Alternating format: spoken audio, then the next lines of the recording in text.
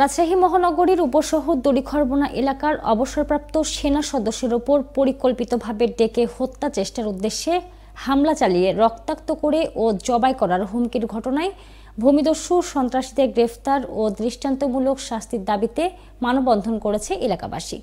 বৃহস্পতিবার সকাল 10:30টার দিকে রাজশাহী মেট্রোপলিটন পুলিশ কমিশনারের কার্যালয়ের সামনে এই মানববন্ধন করেন এলাকাবাসী ও অবসরপ্রাপ্ত সেনা সদস্যদের সংগঠন।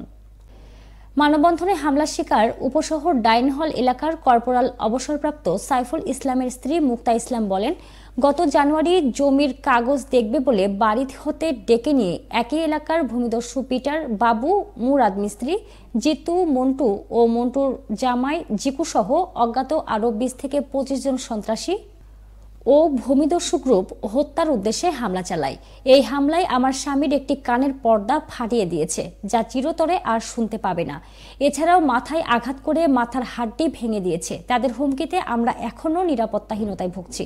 তাদের নামে মামলা করা হলেও আসামিরা প্রকাশ্যে ঘুরে বেড়াচ্ছে, পুলিশ তাদের ধরছে না। এদের মধ্যে একজন জামিনেও এসেছে। তারা অব্যাহত হুমকি দিয়ে বলছে তাদের মেরে ফেললে কিচ্ছু হয় না। তারা এভাবেই বিভিন্ন জনের জমি দখল করে বিল্ডিং তৈরি করে বিক্রি করে দেয়। আমরা এসব সন্ত্রাসীদের দ্রুত গ্রেফতার করে সর্বোচ্চ শাস্তির দাবি জানাই।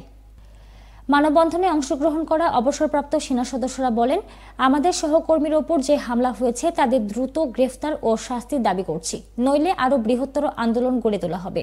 পরে তারা রাজশাহী মেট্রোপলিটন পুলিশ কমিশনারের নিকট একটি স্মারকলিপি প্রদান করেন।